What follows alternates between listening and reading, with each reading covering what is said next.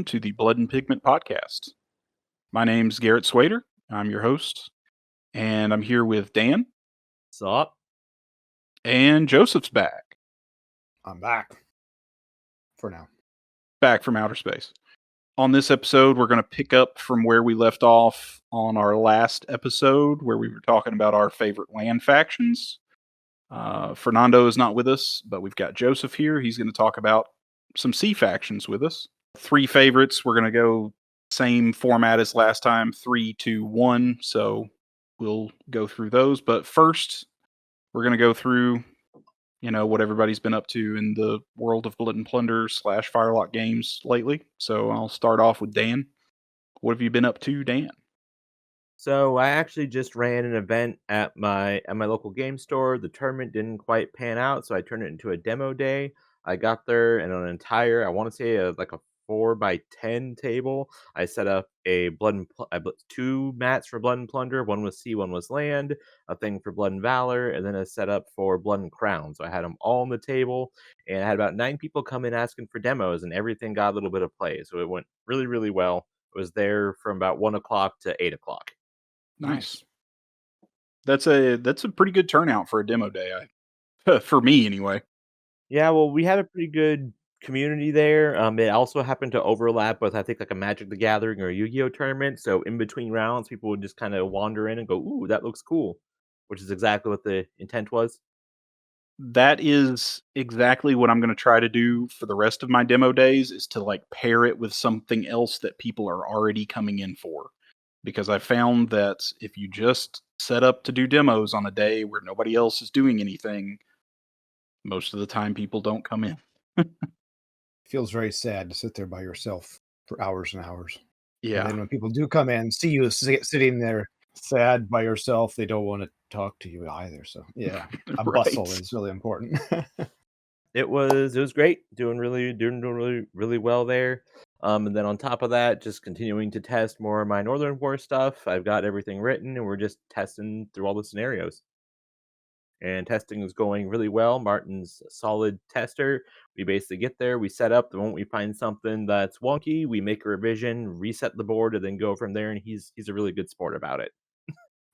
Nice. That's great to have a group that's willing to do that. Yeah, he really loves testing and finding out the kinks. He's a train guy, so he likes his model trains. So I really think that it's part of that with being really peculiar about things. The moment something that comes up, he goes, "Hey, this is an issue." I go, "Oh, okay." So then I write down my little notepad. All right, let's reset and try again. And we can usually do it in an evening, which feels really great to make progress. Back to your demo day really quick. How many demos of each game did you do? And how long were the demos? 9 demos in 7 hours. Pretty good. So I did about How 3 many demos were you doing? So I did about 3 on the C table. The last one only took about a half hour because that's how much time we had. So I just kind of ran them through to really think. I did 2 on the land table, and then I believe there was 2 Valor and then 2 for Crowns. So that basically set everything up, explained what was, said, "All right, tell me what you want to play, or we can go down the line." Unfortunately, I didn't have anybody do an Iron Man and go down the line of all the games, but like I said, everybody tend to like it. I kind of explain, once you play one, you kind of know how to play the other ones. They each have their own little idiosyncrasies, but they come from the same family. So it's really nice to be able to bounce between games without a whole lot of thought going behind it. That's impressive that you have the ability to set up all those demos at once. That's a lot of material. Yeah, I have so many Feldherr cases. I have to use stickers to label them. I've been doing that too. It's embarrassing. But now my stickers are 4 stickers deep because I keep repurposing them. This is my French list for this event, and then I get home, I have to reorganize everything and put stickers over the top. But yeah, it was a lot of fun. I really loved it. And then I've been working on something else. If I've contacted you on Discord for information, you kind of know I'm working on. I've been kind of inspired to write a game myself because I've played so much of the Firelock games. I wanted to try my hand at it. So I'm kind of working on it. I have a concept and a theme down. I'm just working out mechanics. It's heavily influenced by Valor, and we'll kind of see where that goes. I don't know what the plan is for it yet. If I don't want to just throw it out there for people to play and make a book out of it, I have no idea. But it's a lot easier to say I want to write a game than it is to actually sit down and write a game. Oh, yeah. Yeah, I've seen some of your pictures, but it sounds like you're being cagey about it, so I won't talk about it. Yeah, it is more. I will say it is going to be squad based, so kind of like 6 to 12 dudes on the board. So that's me. What have you been up to, Joe? Well, I just came in from the house from shooting about 100 arrows. Sunday is my archery day. Try to shoot our longbows, me and my wife. So my hand is sore because I dropped my glove going out there. So I shot barehanded, and that Oof. leaves a mark after 100 arrows. But I just had a big Blood and Plunder day at my local store in Oregon City yesterday as well. I was there all day as well. Had 13 players show up for different scenarios throughout the day. We did a 10-player Great Swamp fight. I need to be better about making people RSVP or encouraging people to making it possible, because I thought we were having 6 people and we had twice that. And then 10 people around one 4x6 table was busy. It was fun. A lot of some new players, a lot of variety. I got some kids and teenagers in there. The guy who was bringing the terrain for the first event got delayed, waiting for a contractor to show up to starting a project on his yard. He had all the terrain for our first scenario. It was supposed to start at 10, and we started at like 11:30. Everybody just waiting around. It was kind of a rough start, but got going. Did a big Great Swamp fight, 10 players, and we did split into 2-player games and did the raid scenario. It's under scrutiny for the for upcoming errata from Firelock games, so we were testing that. Got some good games in, and then did Bark Wars in the evening, 6-player sea battle. Lots of fun. Several new folks, people. Somebody that ordered some stuff off our Blood and Pigment shop, and I saw his address was fairly close. So I said, "Do you know Riley, who lives in the same city as you?" And turns out we were pretty close, so he came down for the day and had a good time with one of his kids. And yeah, it was a great demo. Not demo day. It was a lot of teaching, but some big games too, which are fun to do when you have a bunch of people there. I did a survey to see if people wanted a tournament or just a casual game day, and it was like 100% casual game day. So I'd love to do a tournament sometime, but everybody needs to really know the rules pretty well to be interested in doing that. And a lot of people who can't really get out every week, so they just come whenever we do Saturday events, so they don't get a whole armies painted up or whatnot. So, but really good event. I've been working a little bit, helping out with Mike and Liam, working on the errata, which you guys have been looking at as well lately. So there's an errata document. Scrutinizing. Yeah, trying to just make sure going through each book and getting it in just a nice, careful comb over anything that's causing issues for the competitive scene, or any things that little errors or mistakes or things that need to be FAQ'd. So doing the core rule book, trying to kind of get it in a good place for a tournament scene for the next couple of years. So that's been a lot of time and detailed work and effort. So that's taken up a lot of my time. Should be coming out next month, I think, but we'll just call it soon in the Firelock way. I want to say that a lot of that stuff I've looked at is really good. Like, you guys have done a good job on that. I hope it's helpful. Yeah, Mike has been working on some other projects that have made him think about differently about a couple of things. There might be a couple of surprises for folks in there, but I think it all comes from a good place. So don't want to say too much because it's Firelock's project, not ours. But I have been working on it with him, and it's kind of gone out to some other players to get kind of gut feeling feedback and some testing. So that's where it is. I think it'll be a good document to come out sometime this fall or winter. Other than that, been working on some Adepticon scenarios and planning stuff. I've been working on that Mings and early Jamaica thing that's supposed to be coming out for Blood and Plunder as well. So a couple Firelock projects. And then Dan and I did a fun interview last week with Benderson Little, which we were honored to have on. But I have to fix up. It was a lot of fun.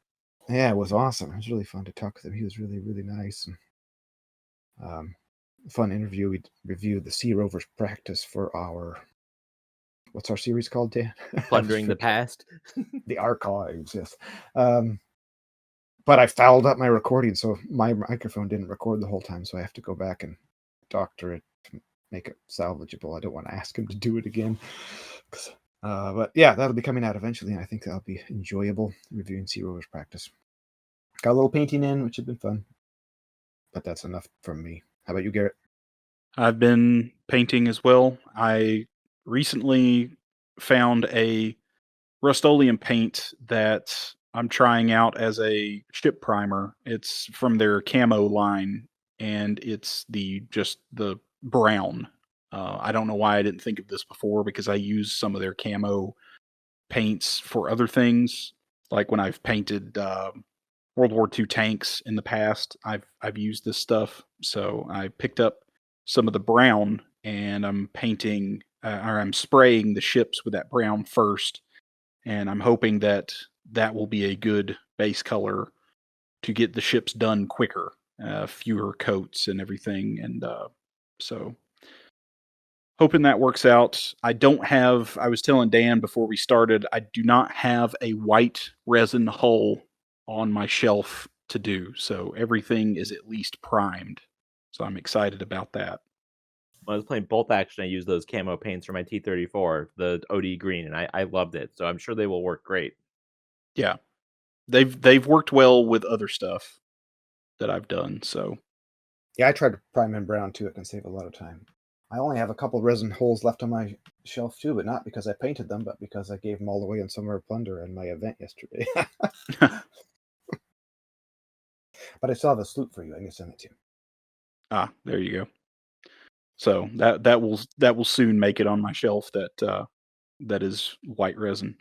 Other than that, I've done a demo day recently as well, but I paired it with, my store had a swap meet that I participated in to try to get rid of some of my gaming junk. And I set up a little side table over there, sort of a elevator pitch type demo, very small, very quick, but just to get you to know the game and its mechanics from a very base level. And I did get one new player from it, so that was successful. Bought a 2-player starter set like whenever, like a few days later when my store got some more in. So yeah, that was successful. And we are going to be starting our escalation league at the end of the month.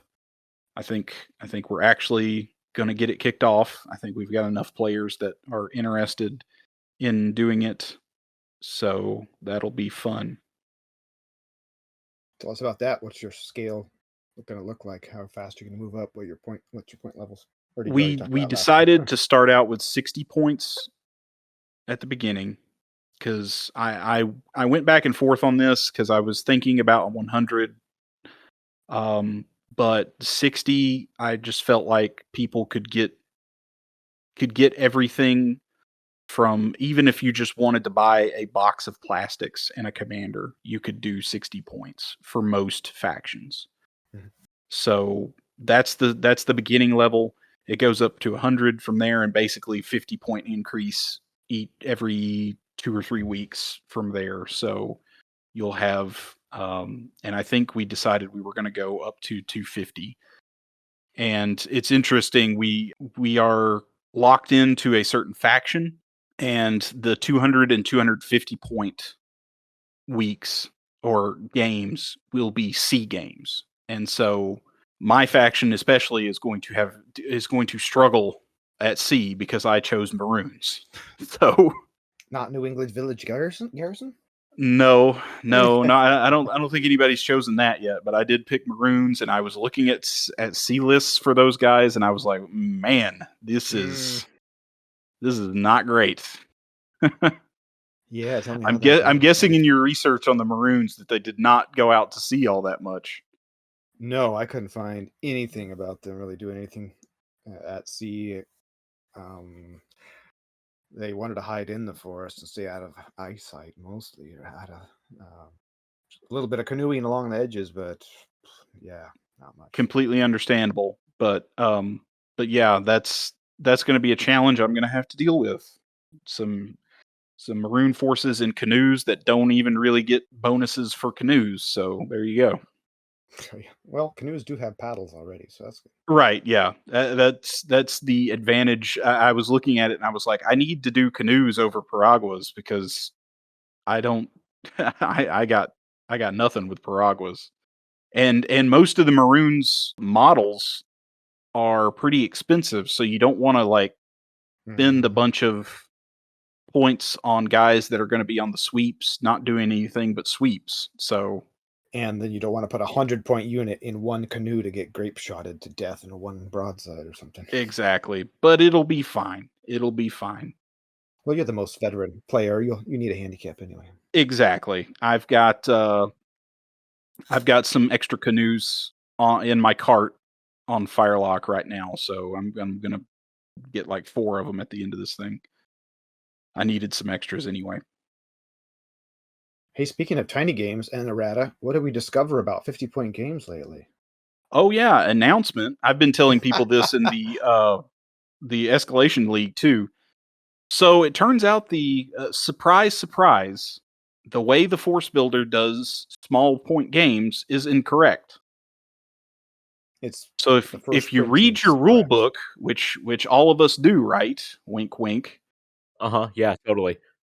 I The small point, less than 100-point games, the way the Force Builder does it, and the way I think most everybody assumes that it works, is it's 2 to 4 model count per unit.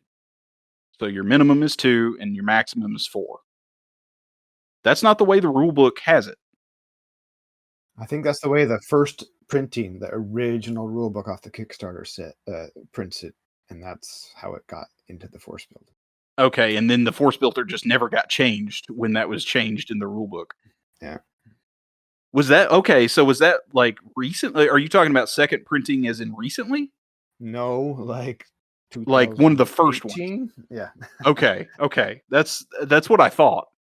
But I Okay. think it's 2 to 8 models for less than for up to 100 point, or no, for 100 to 2 for 0 to 200 points is 0 to 199. 0 yeah, to 199 is 2 to 8 8 models, models. yeah.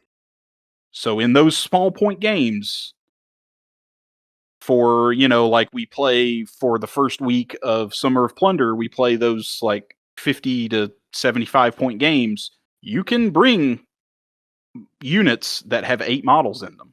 So announcement, be aware, if you play small point games, you're not beholden to just four unit or 4 model units anymore. So the best way to do that is just leave it at 100 points on the Force Builder and just tick it up to whatever you want it, but just leave the max number as 100 so you don't get blocked by that. We're going to get it fixed. Speaking of the Force Builder, I've been working with Tom Pace, who has created it quite a bit over the last 2 months, doing some upgrades and making some plans to improve things. So hopefully you've That's seen going to some be increased usability and some nice perks pop up there, and there will be more. So it's really great to have him working on it. We really appreciate his work. that's going to be fantastic. I think the only downside to leaving it at 100 is it puts your minimum to 3, but I really don't Oh yeah, see anybody taking 2-man units anyway, so that's probably probably fine. shouldn't. Yeah, you really shouldn't take 2-man units. So, are we ready to move on to our content today? Always. I love me some good content. All right. So, we did favorite land factions last time.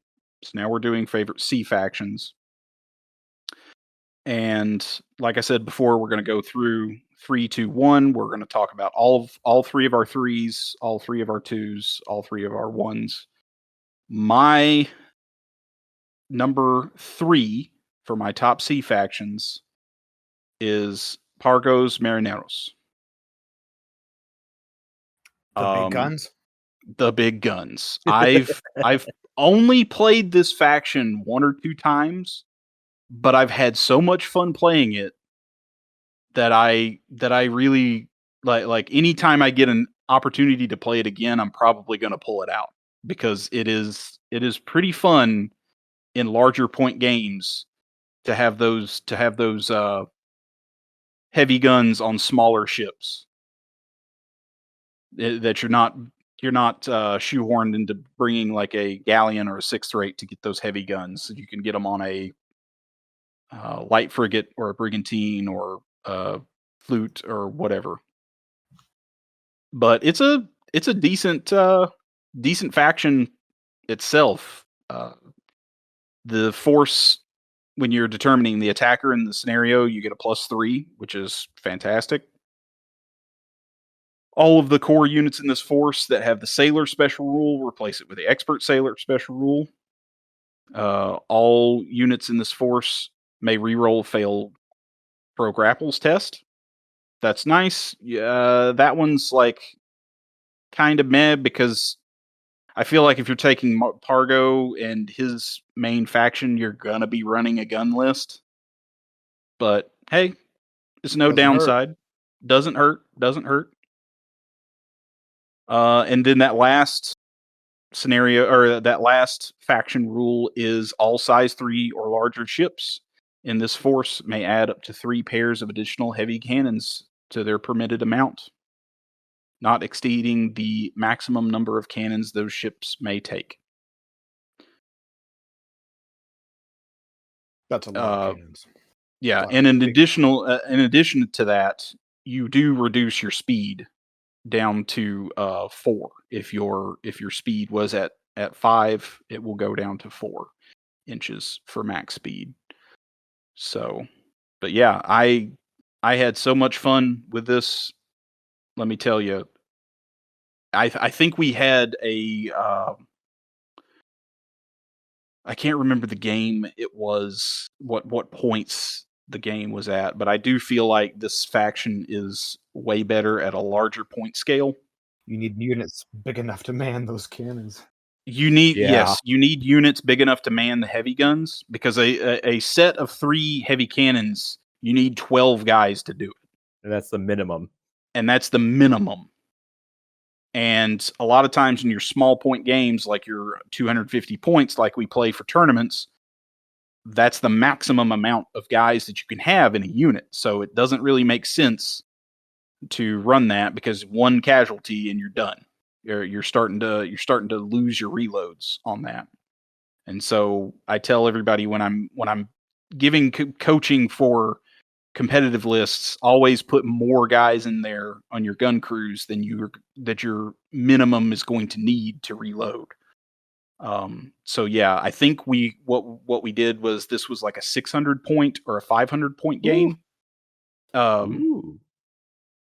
And I think it might have been less than that. Anyway, it was my ship versus a couple other ships, and it was very fun just to like duke it out, cannons, just big guns against I think they had mediums on their ships, and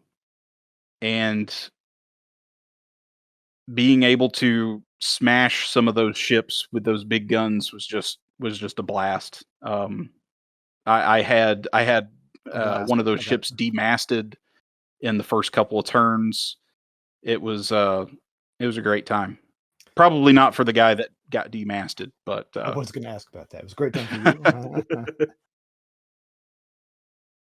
you. We'll just not talk about that. But yeah, it's a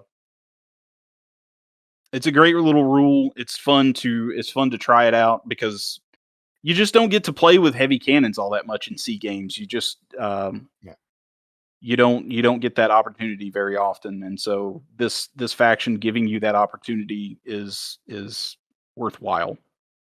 Have you guys played this faction before? Have you had any experience with it? I have only a couple times.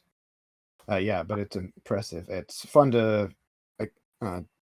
load up a 6th rate in a way that can be competitive against a galleon. But yeah, I had somebody, a new player at my group yesterday, asking, "What's the smallest ship you can put heavy cannons on?"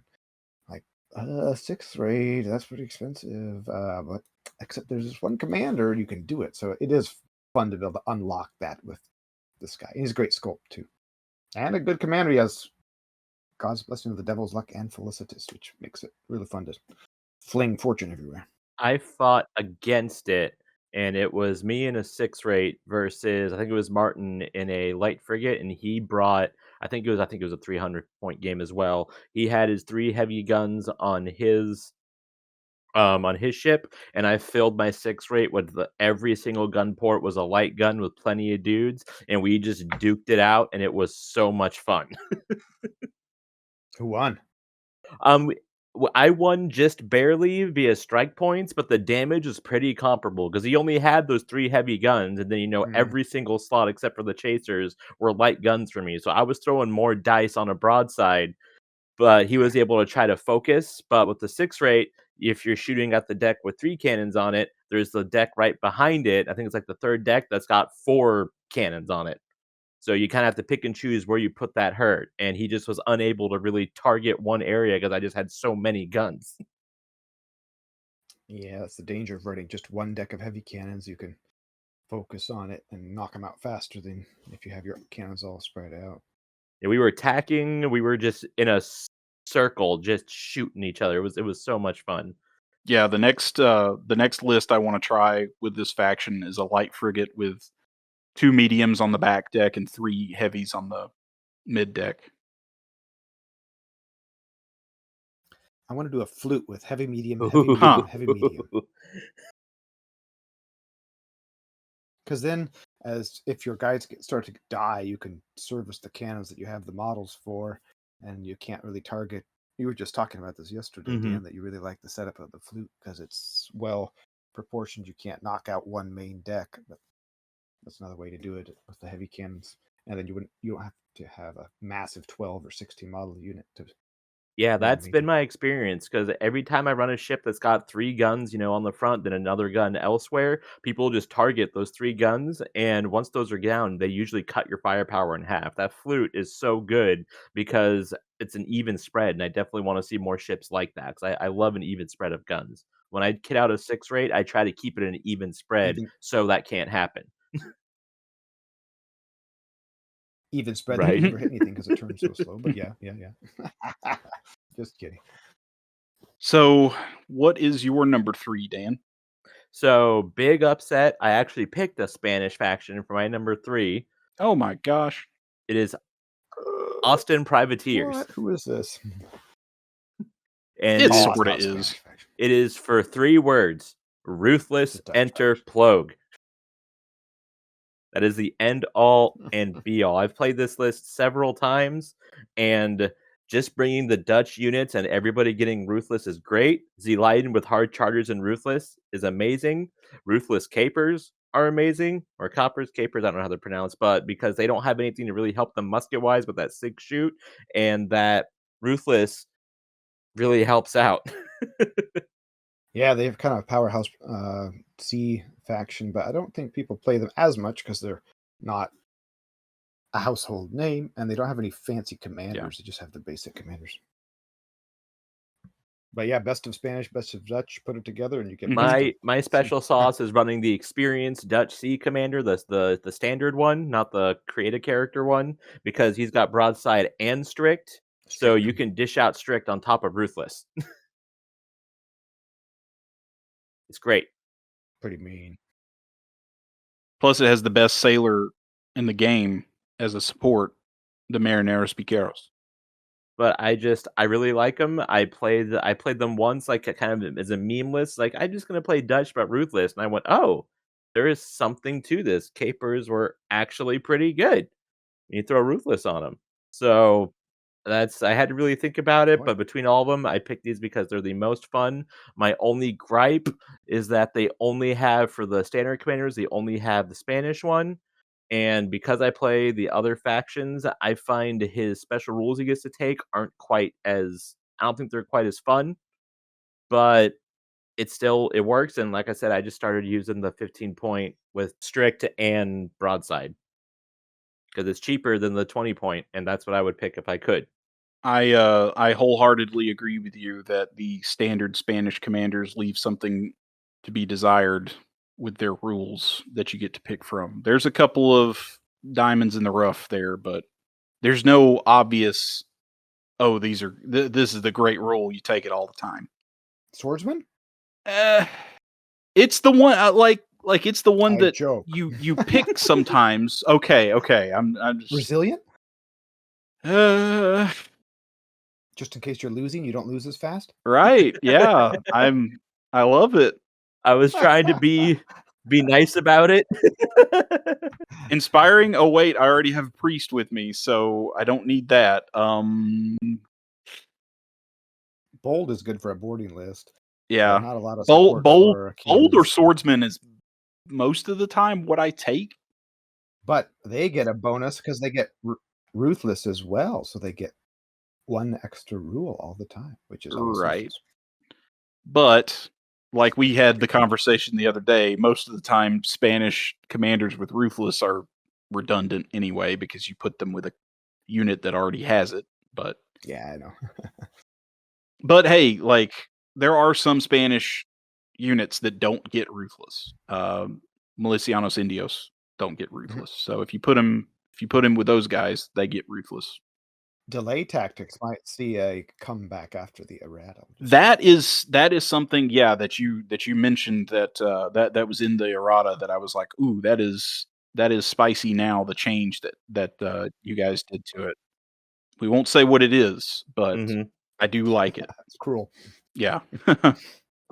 I like you guys changing rules that nobody ever took to make them better. That maybe we'll actually take them now. It's no fun having a rule that's so useless that nobody tries it. Right. Or if you do, it doesn't do anything. So fun to bring things back into the meta. So I like when that happens. But yeah, that tiers. If you're a Dutch player, you can try this because you'll have most of the stuff. Yeah, it's a solid faction too. Mixing those Dutch and Spanish units are very interesting. I just wrote an article recently. I don't think it's out yet, but for the Franco-Spanish alliance, and that's another one that's similar to this faction that it mixes a lot of units from two different nations, and you get a lot of cool combos from it. So yeah, I was going to ask you about that earlier, but I forgot. Eager to see that out. That article. Basically finished. I've got it up for review right now, and it'll be out soon. And then to kind of put the cap on the faction, ruthless European sailors with muskets. I am chef kissing right now. Mm-hmm. It's just all the OP units are just a little more OP with ruthless, right?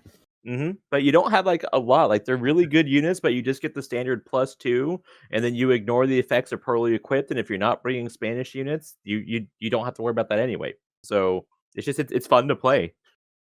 For sure. They go, oh, you're playing Dutch? Nope, I'm flying for Spain. So my Zeleiden are ruthless. You can hear the table go, oh. Oops. If you charge with ruthless and hard chargers, you're almost there to where natives are.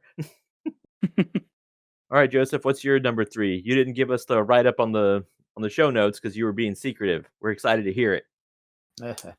Well, I knew I couldn't pick any Dutch, pirate, or Spanish, just so I could be something different from you. No, I'm picking stuff that I do like to play. I play a lot of different stuff to try to get my mind around the whole game, and sometimes I don't play stuff more than once a year or something. So, but one thing that is very different and very effective and enjoyable for the person playing it is the South American tribes at sea with their poisoned arrows. The Native Americans aren't the best at sea overall. Quite a few weaknesses. They lose a lot of their strengths. They can't use ships usually. You have to use boats. And arrows are almost useless at sea because of the hard cover up being everywhere. But the South American tribes with that poison arrows, which increases your fatigue output. If you just do a bunch of arrows and just pepper, it can shut down a ship unless they have really, really solid fatigue management, which is just a very different way to play the game. Not always enjoyable for the person you're fighting, and if anything goes wrong, you can get massacred. And I have lost with them, but I've had some interesting wins as well. So a very different way to play. You put some sidearm muskets in there, you get some thrown weapons on some guys, but you got those warrior archers with the 5 shoot skill, and then you got forcing them to re-roll a successful fatigue dice every time they get shot. just puts a lot of fatigue on, and you can shake a crew pretty quickly if luck favors you. It's pretty mean, but enjoyable. Our last game for Summer of Plunder was the giant, 300-point sea battle where we lined up and shot each other.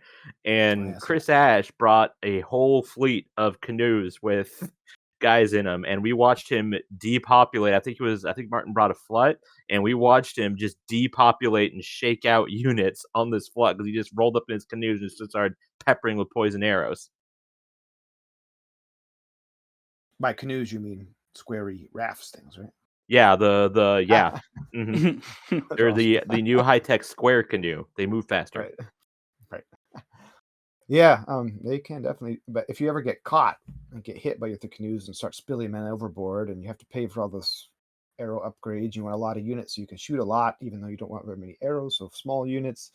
So it's a strange force. Like my favorite is like 5 to 6 archers with poison arrows in a canoe, and you have like 5 or 6 of those canoes, and then you can't destroy them all very fast. You might lose a canoe or two, but you just keep up that rate of fire. Use a commander with 2 or 3 command points. You use an officer so you can tell units to fire multiple times without taking fatigue and just make the sky dark.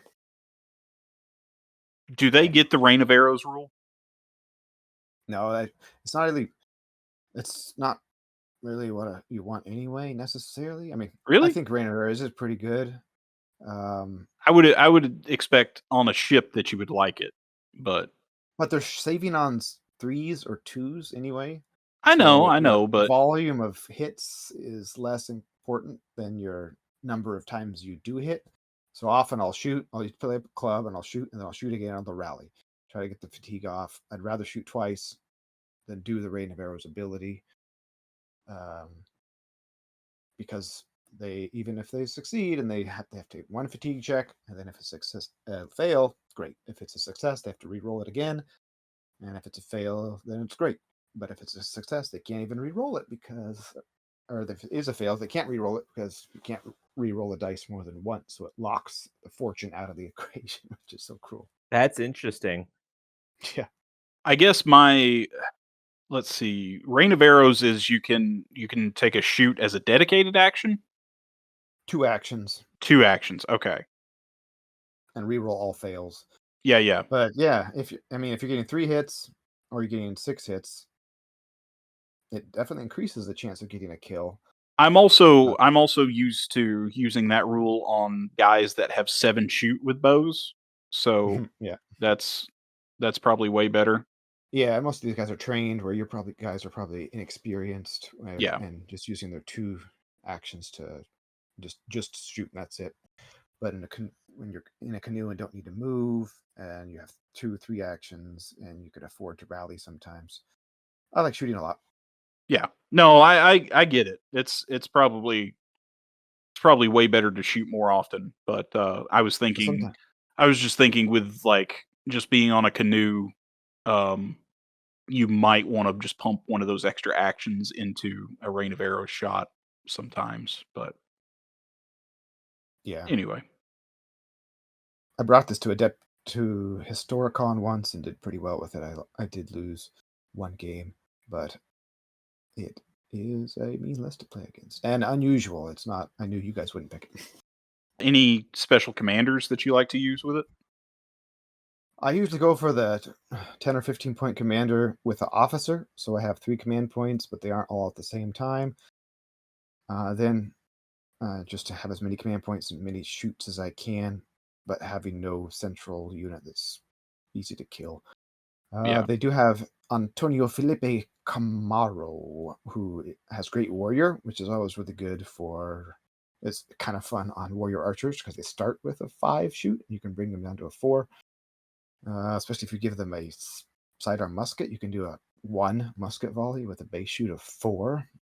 No one expects the Indian musket inquisition. But he's 30 points.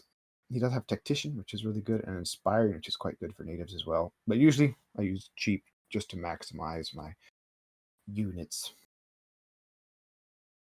He is the only named commander. Okay. Back to your number 2. To my number 2, and my number 2 is the Spanish Armada. So this is the faction that you find in Raise the Black. It is the Spanish professional navy faction.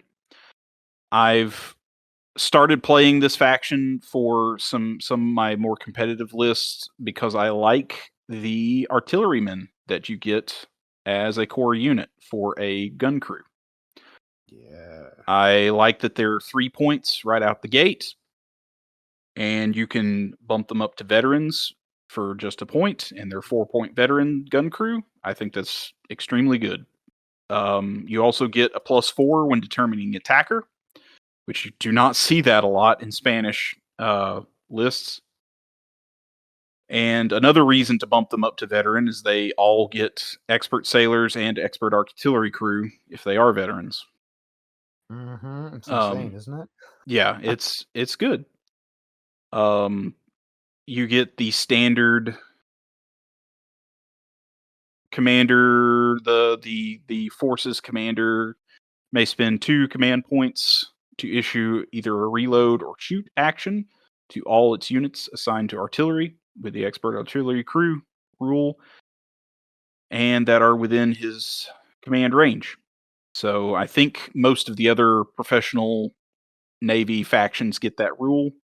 Yeah, and you also get your Soldados Reformados as a core unit, and they are not support Marineros, which I love. You don't have to take Marineros to take your soldiers along with you.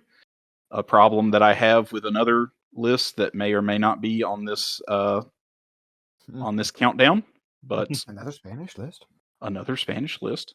But yeah, I've played this list a lot with Swivel Spam, and I've played it some with gun lists, and it works out pretty good, and it's pretty fun. A commander that I like, that I believe is on here. No, he is not. That's the other list.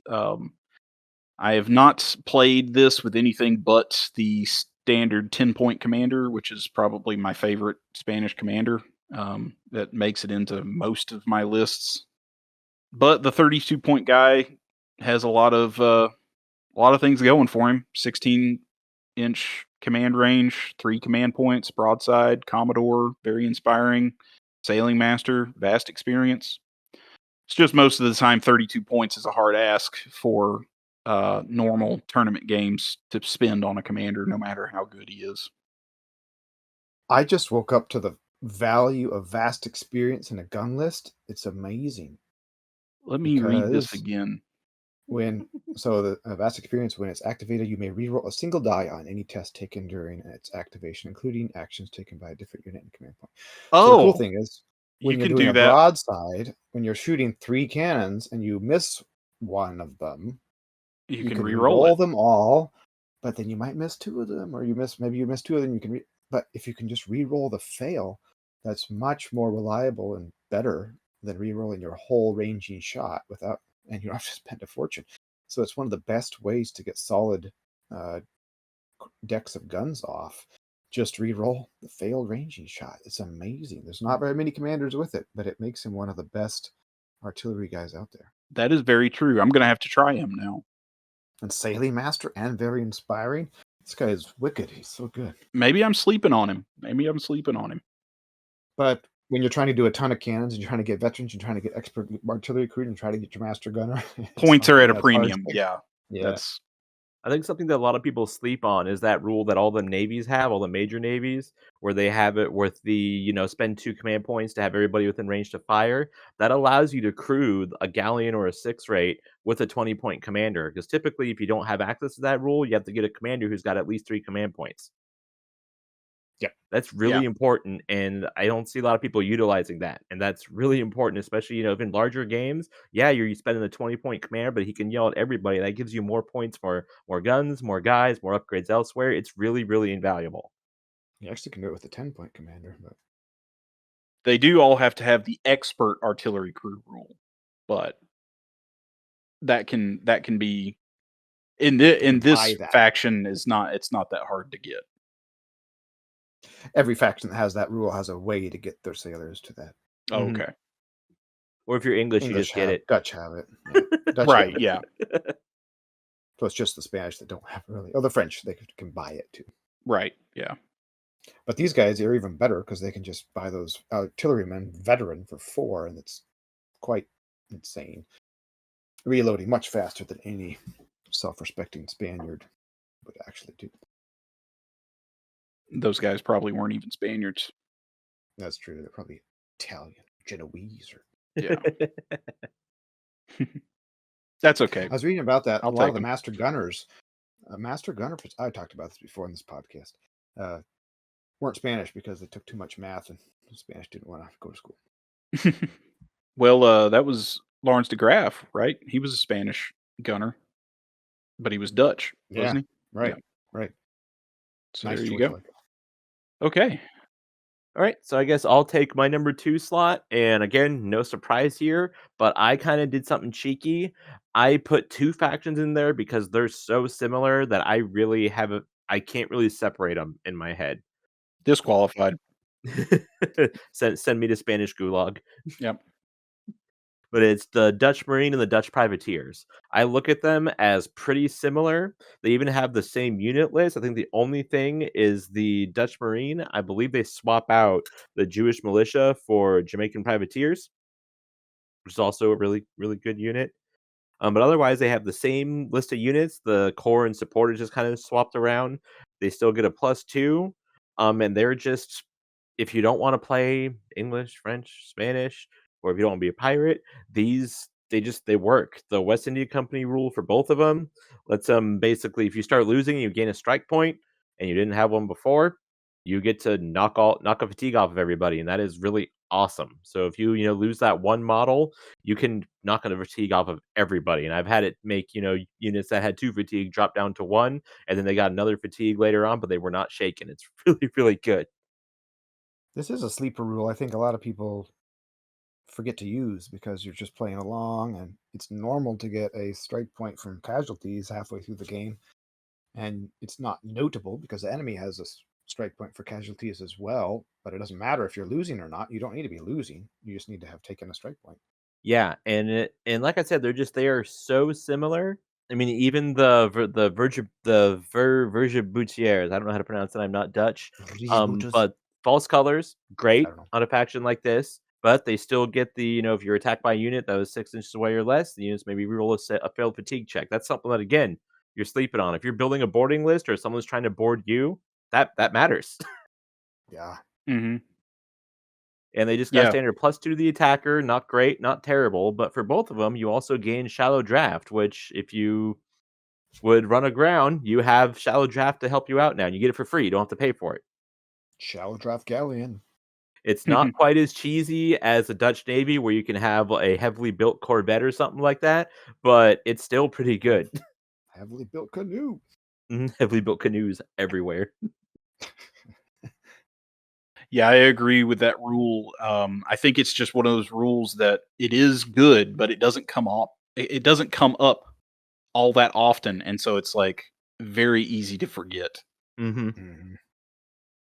So, But otherwise, they got solid units. So again, Zeelayden, in my opinion, the best all-around sailor in the game as far as what you get with him. And you get European sailors, so that's already got a good musket unit for a faction that does not have a lot of help doing musketry. A 4-point model that you can upgrade with a musket to have a 6 shoot.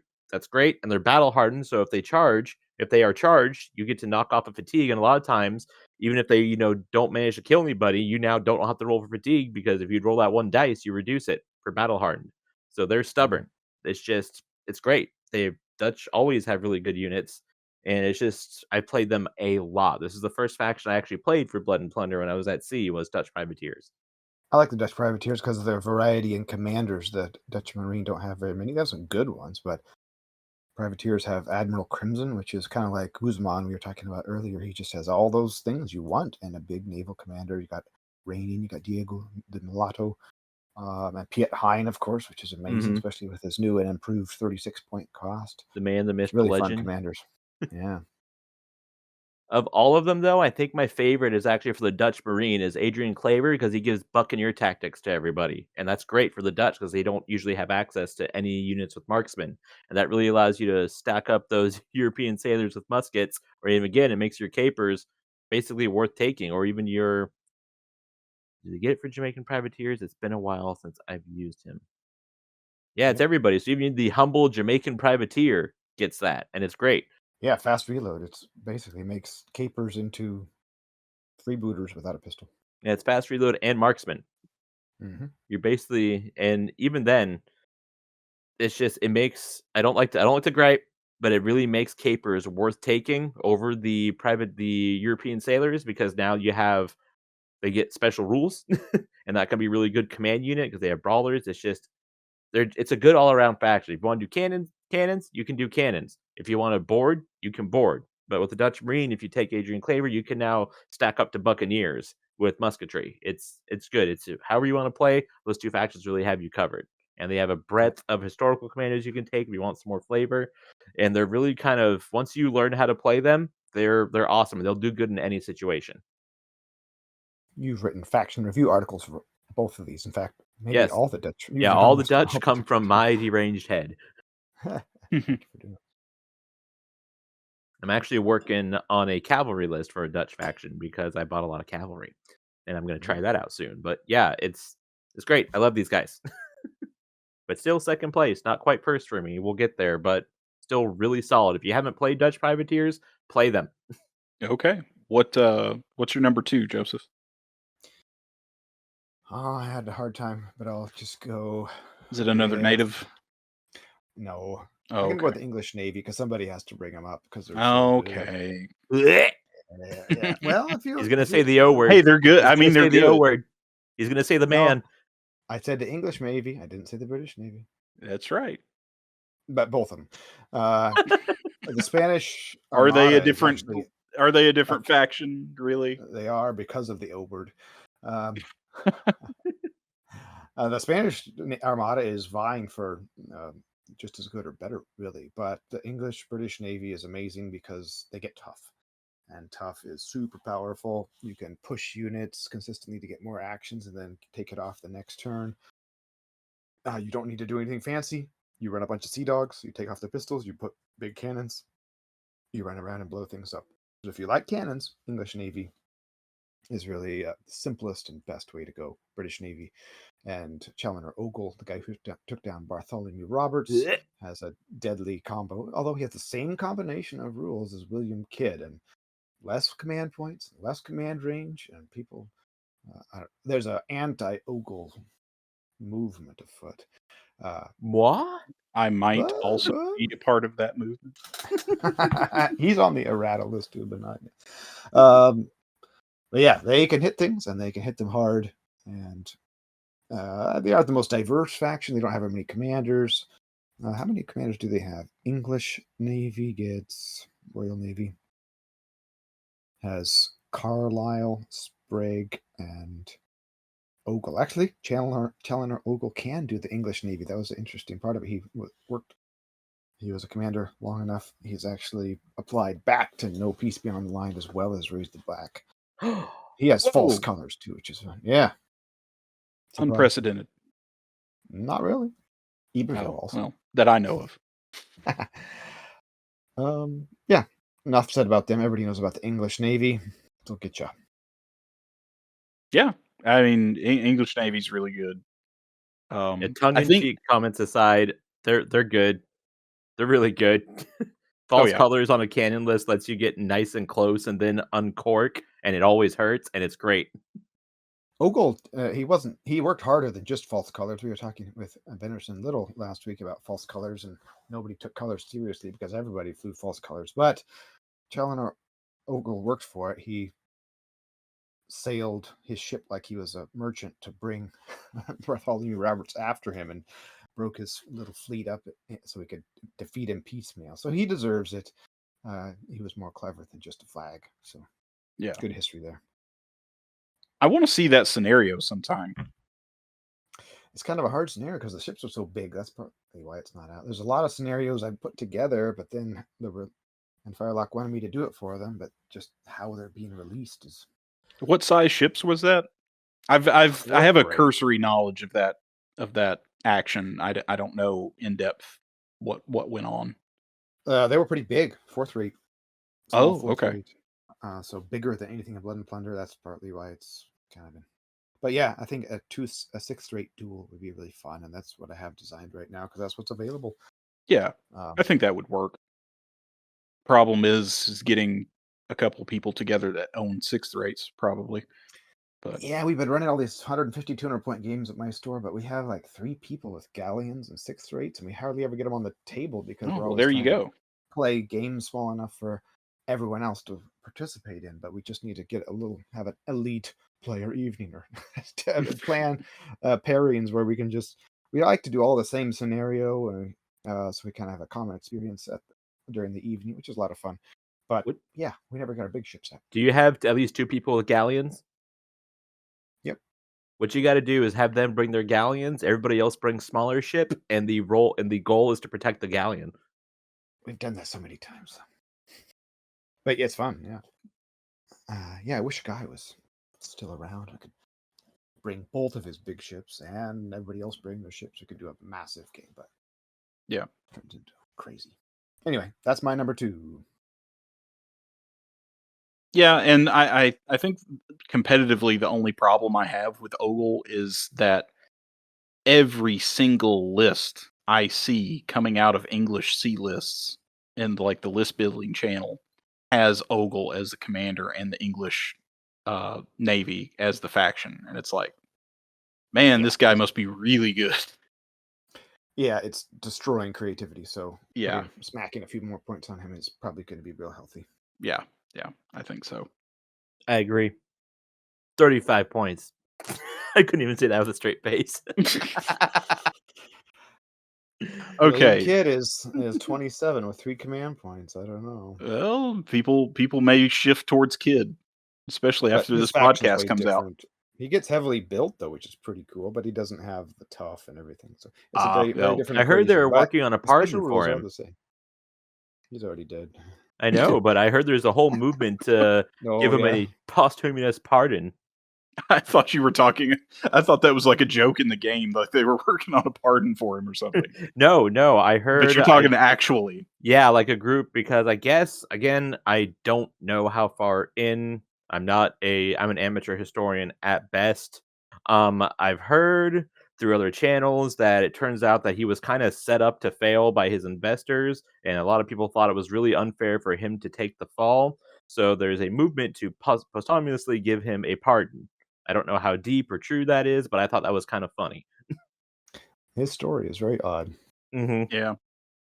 I think it's kind of odd that he's the legendary English commander and Yeah. Peace Beyond the Line too, because a lot of it is not that glorious. Heads and buckets and whatnot. He should have had a rule to remove an enemy model like the old GW, remove an enemy model and knock fatigue off of everybody. Once per game, yeet the bucket. Roll a dice. If you roll a 1, he's replaced by somebody else. Have we made it to the number ones? I think we have. What's your number 1, Garrett? Is it English? French? Nope. It's Spanish. Native American? And it's my favorite Scottish? one. It's Armada de Barlavento. Windward Fleet. Yep. It is mainly because I can get my Marineros Piqueros as core. I love those guys. And it's a really good faction. It also has the +4 when determining the attacker in the scenario, which is really good. It also has all veteran units in this force gain the expert sailors and expert artillery crew special rules. Although I don't do that as often in this faction. I think it's probably because I don't have the 3-point artilleryman. So, and then the rule that I hate for building in this faction is the soldados in this force gain the support Marineros rule.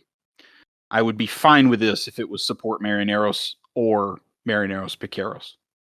But it is only Marineros, and it makes me sad, but I still play this faction an awful lot. It comes with 2 separate force options, both of which I don't really use hardly ever. Naval gunners, you can turn your soldados into expertly drilled, or artillery crew for expertly drilled. They become expensive artillery crew. Yeah. I don't This is a know. one that pops up every once in a while, like, why? What's this about? And it's not good. Don't do it. It was Yeah. just there for historical. Historical flavor is what I'm assuming. If you're in a 500-point game, you got points to burn. You really want to flex. If you got those, Still, don't do it. Their stats are not any better, and they cost double. yeah, Don't do it. leave them with muskets. They're much best. They're much better with their muskets. And then if you want to play this game amphibiously, naval landing support or naval landing force is a good option to take. You cannot take size 2 or larger ships, but the soldados lose the support marinero special rule, so you can take a bunch of soldiers and some support units and make it more of like a landing marine force. So I like running this list as swivels a lot of times, and large guns with my Marineros Piqueros as the gun crew. I like the Marineros Piqueros because of their save. Their shoot save is a 6. Mm-hmm. I think that makes them extremely good when it comes to being on a ship with hard cover. And I think with their lances, it also I think lances is also very good for gun crews or being able to drop your assignments and get ready for somebody to board you. Great dual purpose model. Yes, yeah, Yep. or boarding yourself with lances is Mhm. charging with lances is pretty good. A commander that I've not played yet, but I'd really want to play him, and I've got lists for him, is Francisco de Peralta. He has 12-inch command range, 2 command points. He is, I think, 28 points, which is it's in that sweet spot for a named commander that you feel like, okay, yeah, I can afford this, especially at 250. He gets very inspiring, which is good. Determination, which is the reason I want to take him, and resilient, which is never bad, but it's kind of it's okay. But yeah, determination. All units in this force with the ruthless special rule have the tough special rule instead. And the And in the reason British Royal Navy. that I like that on this faction specifically is I like to run artillery with this faction, and ruthless doesn't work with artillery. So why have it? Mhm. If I can have tough instead of ruthless, all the better. So I think he's a very, very good commander for this force. There's also a lot of good, fun commanders with this. One of them being, if I butcher his name, forgive me, but Zarate? Zarate, the old guy that was on his deathbed while fighting Lawrence de Graaf and died during the battle, I think. But he has the feeble special rule that when this commander ends an activation with any amount of fatigue, that commander rolls may die of old age, but he rolls a d10 at the end of the activation. If the roll is equal to or less than the current round number, the commander is removed as a casualty.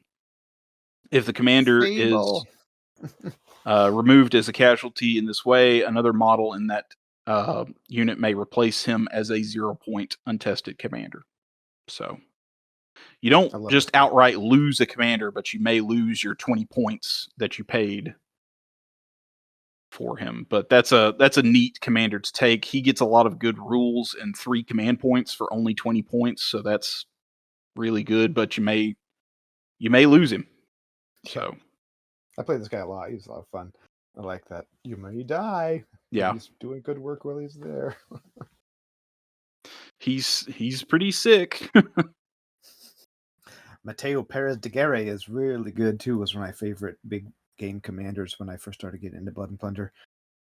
He can get a heavily built flute or galleon for free, or not. Well, the heavily built trait is the galleon already has it, but it's a fun way to use your flute. And lucky hits are ignored if he gets only one hit, and it's a 10-2, which is extra heavily built. He has tough, very inspiring, expert broadside, and sailing master, so he's really a shark on the sea. Nice. Yeah, I've just primed my flute, and so I've not really looked at him all that much. Peralta is the one that I've been on lately. I've been like, ooh, I want to play this guy. I want to get those tough Marineros Piqueros on my big guns. Yeah, all three of the commanders are really fun for this faction. Great And team. I love the history behind this faction as well. Like any story you look up about these guys is super interesting. This was the fleet that was trying to block Henry Morgan at the exit of Lake Maracaibo. And there's a couple of others like that big fight with Lawrence de Graaf as well. Super interesting to read about them.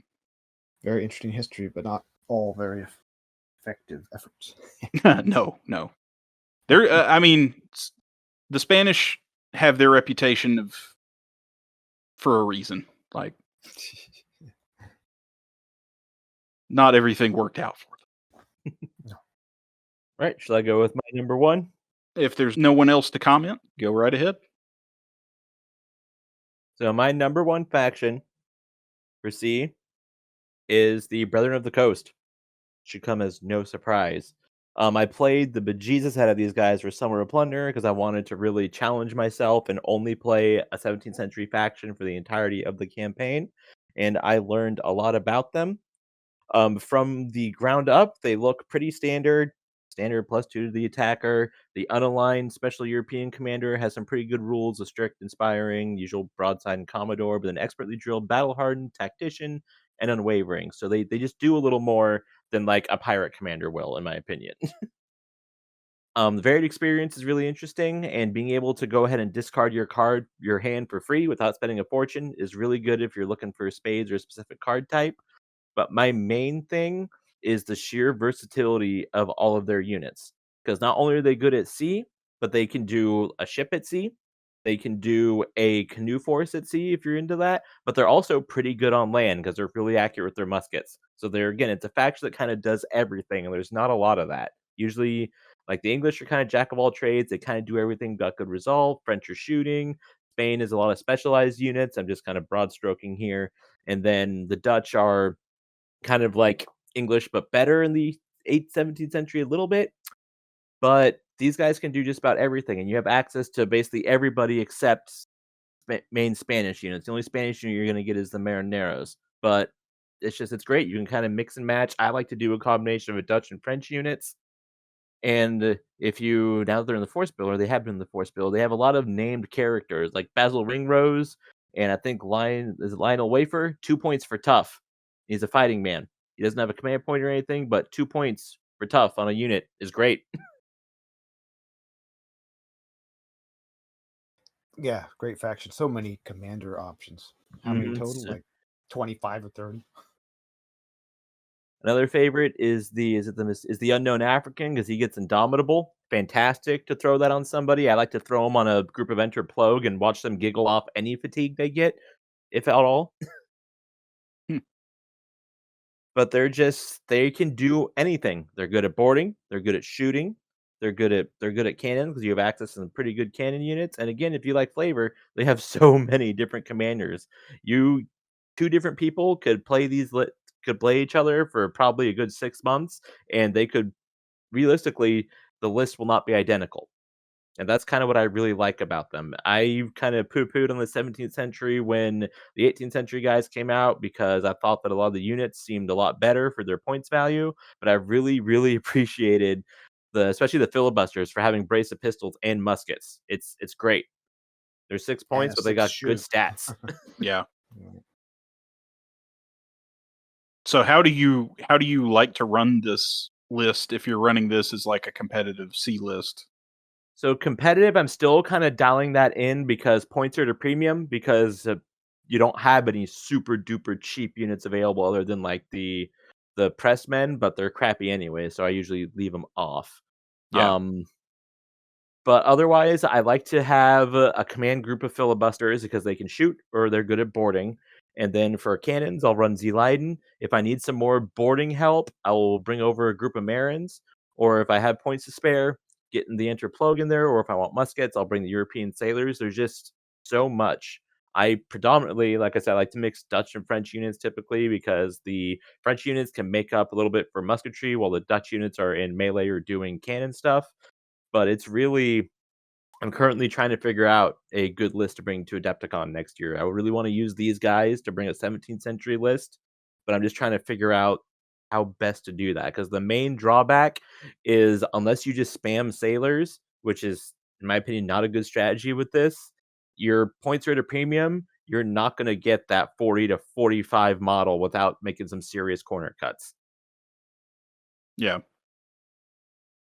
And I like to board, so I like to have as many guys on there as possible. I really want to, I'm calling it the Benderson Little Special because I really want to focus on cannons and musketry. I think boarding. I think what these guys would really be good at is a mix between boarding and musketry, especially with the filibustier. Yeah, that is kind of what I'm trying to figure out because I tend to do either cannons or boarding. I don't do a lot of musketry at sea, so I'm trying to kind of dial that in and figure out how I like to play it. Because my only thing is that +2 means that if I have to fight a Navy faction and I'm going to guarantee the Ogle boat of death is going to show up at the tournament, I don't want to be downwind having to try to work my way up when I get in a good musket range while fighting Ogle hitting on stupid. Yeah. Good choice. I like it. Yeah, I Yeah. really like them. I have a command squad that I built. I took I got some freebooters. No, not freebooters. I got Forlorn Hope, Krebs de Milices, Enterplogue, and Corsarios. And I did a lot of kit bashing, so everybody's got a musket and everybody's got at least 2 pistols on them. And they're just like a multinational command unit that I built, and I usually run them as filibusters. Nice. Because that's kind of like the spirit of it. Is this is really just all walks of life just coming together to go and steal some money, and then they actually retired and went back and did farming or something instead of getting hanged by an uppity British officer. I'll get off my high horse.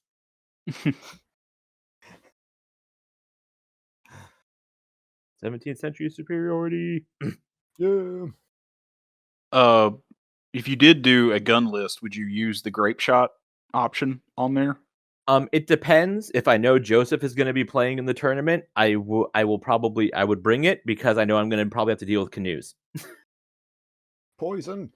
Well, I mean, if you're doing, I'm just thinking like if your main goal is to board, I wouldn't mind just taking grape shot anyway. If my main goal is to board, I'll usually drop cannons in favor of more muskets, but typically the lists that I build for competitive are kind of well-rounded. I like to be able to do a little bit of everything. So if I want to take, if I'm fighting a plastic sloop, I want to take pot shots with cannons. If I have to deal with a galleon, maybe I'll, launch the grape shot. If I have to deal with a bunch of uppity natives in canoes, grape shot works for them as well. So I'm trying to factor everything in because I don't want to be caught with my pants down, despite being caught with my pants down last year. Thanks to the that was event. because of luck. That was I don't not think your you even fault. had pants at that Poseidon point, but spat on me.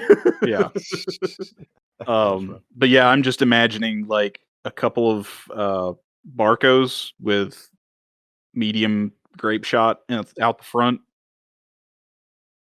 That's why I have been looking at getting another Barco to test that at 250. I'm just trying to get a concept down. But yeah, they're so versatile that it's really hard to dial something in because you're like, I could also do this. Ooh, but I could Yeah. also do this. Yeah. I'll have to think about that too. It's an interesting list building exercise. All right, Joseph, what you got for us? All right. Well, mine can be kind of short because you covered some of the stuff that I want to talk about. But before I do my last one, I just want to give a runner-up to the Flying Gang because I think they're quite fun, even though they're schmucks. But a different way to run kind of the unaligned pirate brethren of the coast, except for scumbag and not as warlike and not as disciplined and drunk more. But I think they're fun because they have all the fun commanders. You got Charles Vane, Jack Rackham, Levasseur, Labuse, Bellamy, Hornicle, Jennings, and you got some fun options. And you can just do a wicked boarding list with these guys. And you have a wide variety of cost for commanders. So I think they're really good, and a lot of people have easy access to them from their starter set. So this is a fun way to explore the game, but your troops aren't as they're nice and cheap. And especially with Rackham, with his lady friends, you can do a really good boarding list. But that's not my favorite. I don't know if this is true or not, but I had a hard time deciding. So I'm gonna go with English Buccaneers, which is really pretty much the same as Blood and the Coast in a lot of ways. I was playing at my group yesterday. My son came with me, 12 years old, and he's a good gamer, and he was playing all day. And I let him play this English Buccaneers list in our last Final Sea battle. I just remembered how much I really enjoy them. They are costed so high, it's hard to be super competitive with them if you're a good player who can target your high value units. But I just love the Forlorn Hope so much. Forlorn Hope, freebooters and sea dogs. I just love that. You got your border crazy guys with 4 resolve. You got your freebooters to do marksman. And get some good musketry down. Also good at boarding with their sidearm pistols. And you got your sea dogs to run your ship and shoot cannons for swivels if you got it. You can put some buccaneers in there to get some really good sniping if you want. You can bring some natives, which are really fun on land or sea with a canoe. You can have a little buccaneer fleet. I've run these all in canoes. It's very similar to Brothers of the Coast. You got all those cool characters from the Buccaneer's Companion. You already mentioned the unknown African, whatnot. You got Bartholomew Sharp you can use as a character, which is really fun, and you can get some wicked combos on your Buccaneers. All this is high costed, but it's so fun. He has Ruthless. You can use him as a character with shifting command rule. You put your Ruthless command character on your Buccaneers with Marksman, and you can, with just one unit, one character combo, you can get your shoot score down to 3. It's crazy. You can do a lot of fun things, and those Forlorn Hope as a command unit is amazing. You can use Henry Morgan here. They might not be the very best, but they're really fun, and I just like your Brethren of the Coast are kind of the quintessential 17th century sea rover. I love it.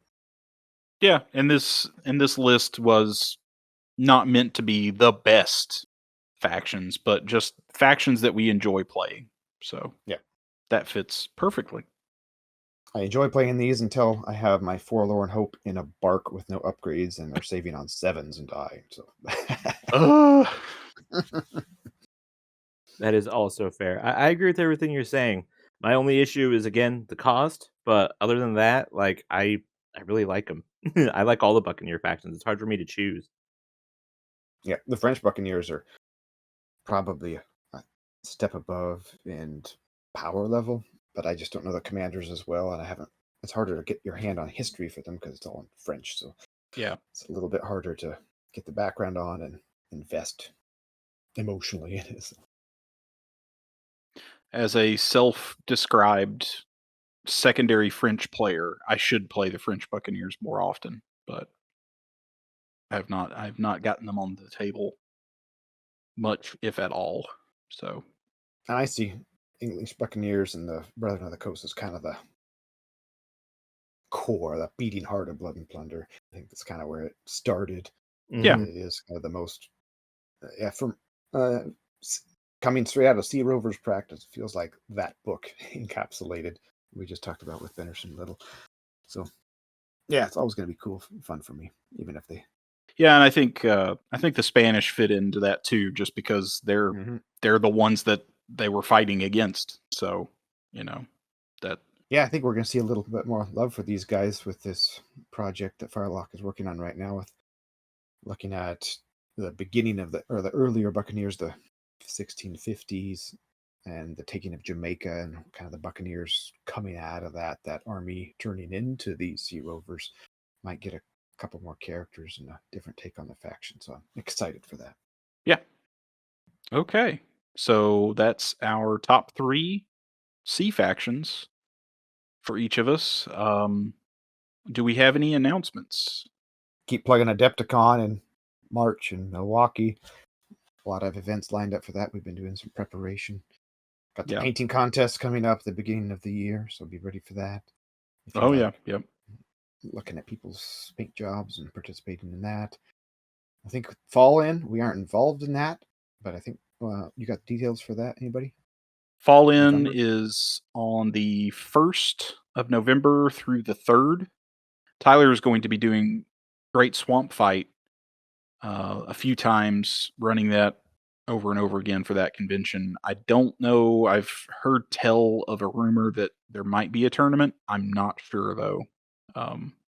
Stay tuned for that. I think you say he's doing Great Swamp Fight like 8 times. Ooh, Great that's a tournament. lot. I guess a couple times a day. Yeah, with 8 players each. I think he's doing it 3 times a day. Something crazy. That's crazy. Wish him luck. That should be fun. Yeah, that would wear me out. So yeah, and then we've got, like you said, Adepticon in March. I'm not exactly sure when in March, but I think it's probably mid to late March, and that's going to be in Milwaukee, Wisconsin this year. Next March year, 26th through 30th. 22nd through the 30th. There you go. 26th through 30th. 26th through 30th. Sorry. Don't know if Yeah. I can do 8 days. Yeah. That would be a little much. So be on the lookout for that stuff. I have here coming up in a couple of weeks on the 27th, I'm doing a few of the previous Halloween scenarios for my game store in Dalton, Georgia. If you're in the area, contact me and we'll get you set up. But yeah, we're going to probably be doing the treasure haunt and the ghost ship scenario. Going to try to get both of them in. But yeah, that should be super fun. That's going to be the kind of the, hopefully people will come to that and then we can get people press ganged into signing up for the Escalation League. So we'll have more people for that. But if nobody has anything else, Got one more thing. I don't know what event it is, but over the summer I sniped a galleon off of a auction online that we have sitting here as a prize for something. We don't know what, but we have a galleon to give away. So keep your eyes peeled for some way to get a free galleon. nice. Or if you have any ideas for a high profile contest or something we can do to give it away. I need an idea. I'll think about that. All right. Because yeah, maybe something maybe something to get YouTube engagement or podcast engagement up. I don't know. Yeah, we should. That's a good idea. Our Maybe podcast numbers haven't been amazing. yeah.